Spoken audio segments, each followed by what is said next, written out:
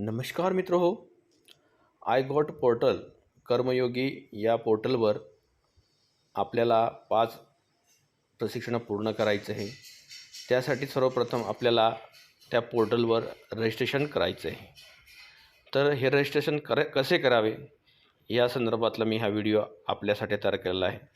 तर चला जाणून घेऊया रजिस्ट्रेशन कसे करायचे आहे.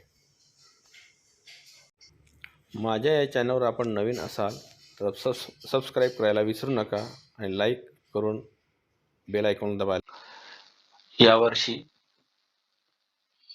महाराष्ट्र शासनाने आपल्याला एक पत्र काढलेलं आहे आणि त्या पत्रात असं म्हटलेलं आहे, पोर्टल आय गॉट कर्मयोगी या पोर्टलवर जाऊन आपल्याला नोंदणी म्हणजे इंग्रजीमध्ये म्हटलं तर रजिस्ट्रेशन करायचं आहे. रजिस्ट्रेशन केल्यानंतर आपल्याला त्या पोर्टलवर 5 प्रशिक्षण पूर्ण करणं अनिवार्य आहे. त्यासाठी सर्वप्रथम आपल्याला हे रजिस्ट्रेशन म्हणजे नोंदणी कशी करायची त्या संदर्भात आपण माहिती पाहूया.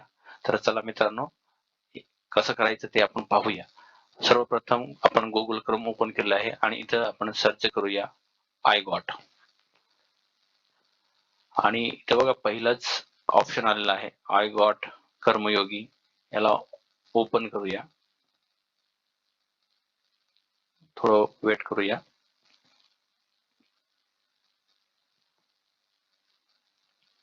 आता या ठिकाणी आपल्याला डाव्या बाजूला हाऊ टू रजिस्ट्रेशन म्हणजे कसं करायचं या संदर्भात माहिती सांगितलेली आहे. स्टेप 1 आहे, you can only register with your government email ID on the iGOT Karmayogi platform. त्यानंतर in case you do not have government email ID please contact the MDO admin. या संदर्भात तुमच्याकडे जो रजिस्ट्रेशन ईमेल आयडी नसेल तर सर्वप्रथम आपण इथं पहिलं ऑप्शन आहे बघा, फुल नेम. या संदर्भात आपण आपलं पूर्ण नाव टाकायचं आहे. तर जे आपल्या सेवा पुस्तकेत सर्व्हिस बुक मध्ये जे नाव नोंद केलेले असेल ते नाव या ठिकाणी टाकायचं आहे. त्यानंतर पुढचा आहे ग्रुप.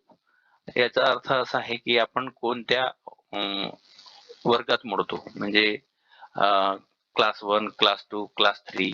आता शिक्षक, क्लर्क हे आहे जे पद आहे ते संवर्ग 3 मध्ये मोडतात, म्हणजे ग्रुप सी मध्ये. तर इथे आपण सी निवडायचं आहे.